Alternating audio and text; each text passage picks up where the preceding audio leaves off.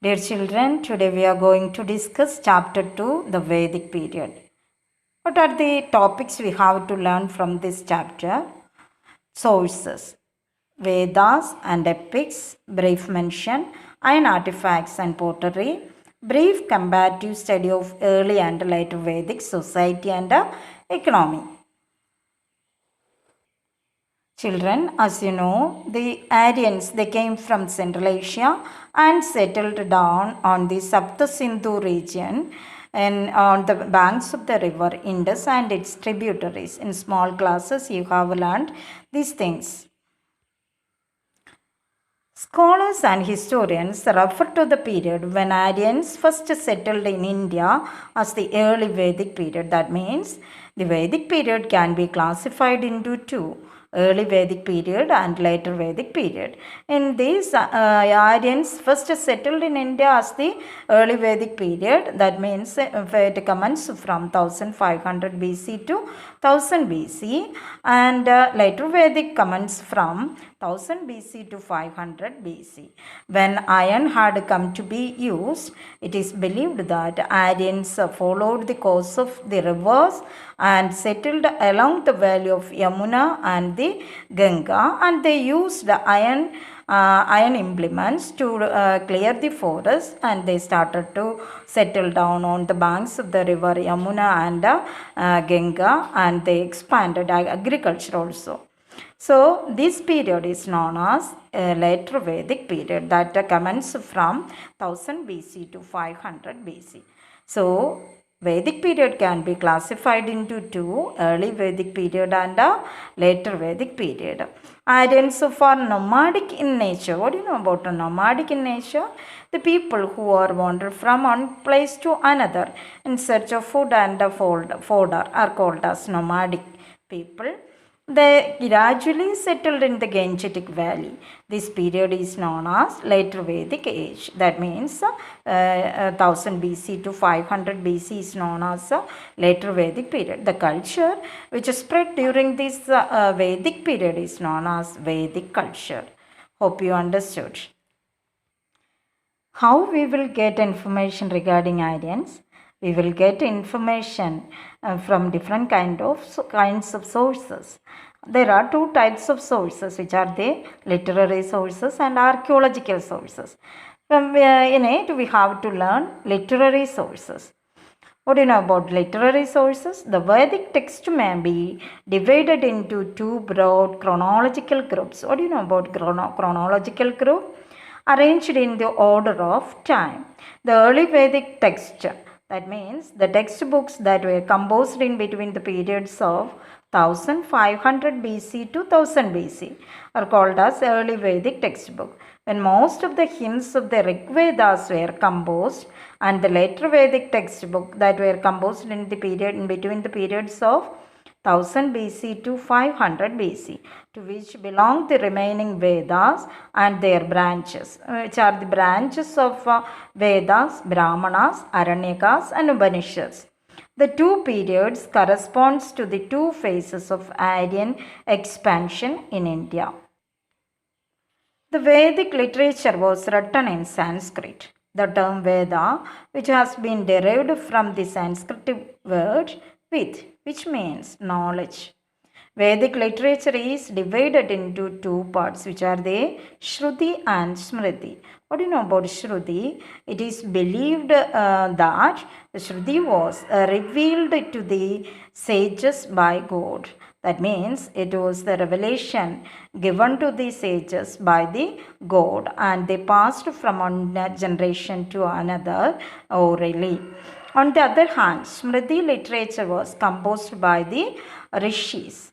The Vedic literature can be classified into four categories, which are they? They are the four Vedas. First one, the Rig Veda, Yajur Veda, Samaveda and Atharva Veda. And second one, the Brahmanas. Third one, the Aranyakas. And fourth one, the Upanishads. First one, we can discuss on the topic the Vedas. Which are the different Vedas? There are four important Vedas: the Rig Veda, the Sama Veda, the Yajur Veda, and the Atharva Veda. First one, the Rig Veda.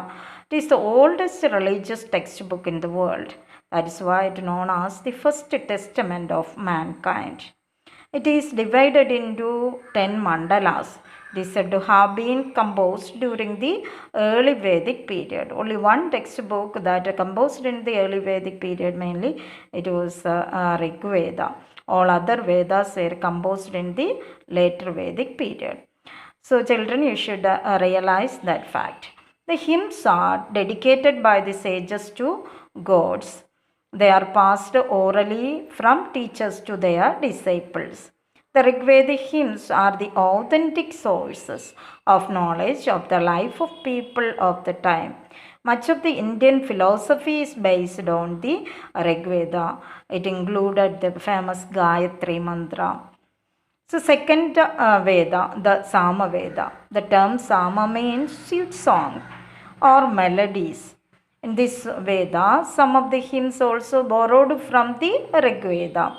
The hymns in Sama Veda were meant to be sung at the time of sacrifice by the third Veda, the Yajur Veda. It deals with the hymns recited during the performance of yajnas. During the time of yajnas, the sages recited the Yajur Veda. The hymns in this Veda throw light on the social and religious life of the Aryans. Fourth Veda, the Atharva Veda. The hymns contained in this Veda deal with magic and charm. Most of the hymns are taken from the Rig Veda. Majority of the hymns are taken from the Rig Veda, and this Atharva Veda gives some medicinal values of plants, mainly Ayurveda. It was other branches of science also originated from this Atharva Veda.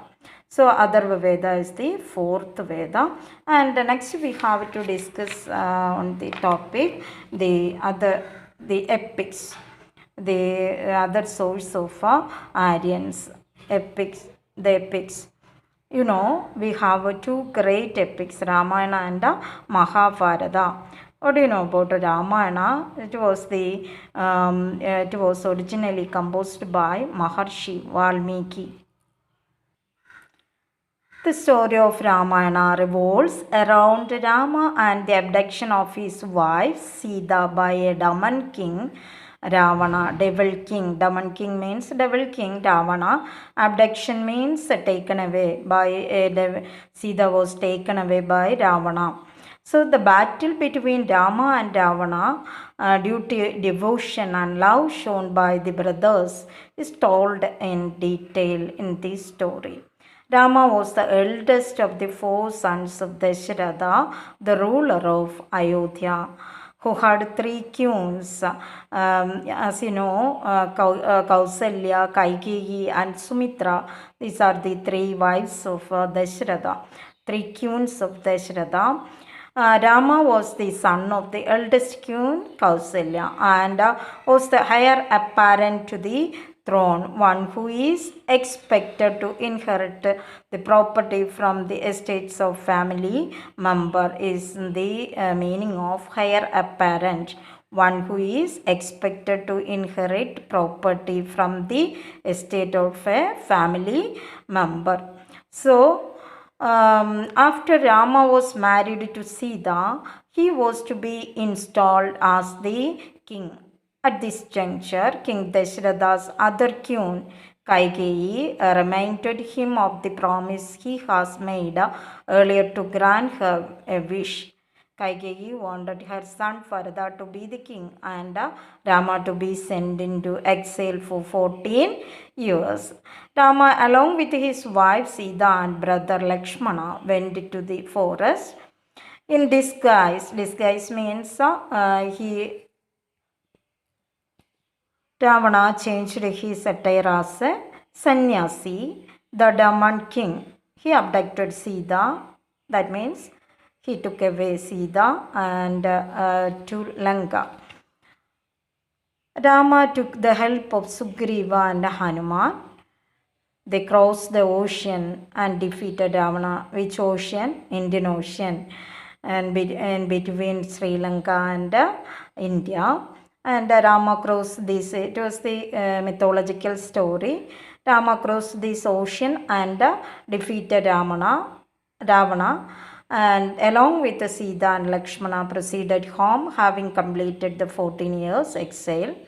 He was crowned the king. It was the story behind Ramayana. And what do you know about Mahafarada? It was believed that the sage Vyasa written Mahafarada in Sanskrit language. Originally, it was called Jaya, or the collection of dealing with victory. And it was a story between Kauravas and Pandavas, and it reveals the victory of Pandavas at the end of this Mahafarada. It ended after 18 days. Subsequently, it came to be known as Farada because it contains the stories of descendants of one of the earliest Vedic tribes called Farada. What do you know about a descendants? A person or plant or animal that is descended from a particular animal or a particular ancestor is called as a descendant. That means monkey, from monkey, mankind is emerged. It was the evolution theory put forward by Charles Darwin. Likewise, descendant. Descendant means a person, plant or animal that is descendant from a particular ancestor. So, the Bhagavad Gita, which forms a part of the Mahafarada, is one of the most popular religious texts considered sacred by many people in India. And it mainly contains, it is the secret of the undying popularity of this religious text. It teaches that soul is immortal. Bhagavad Gita mainly related with Krishna and Arjuna and the Mahafarada. So it reveals these things that soul is immortal. So these are the things we have to learn in connection with the epics, and these are the main topics related with the informations regarding Aryans. Hope you all understood easily.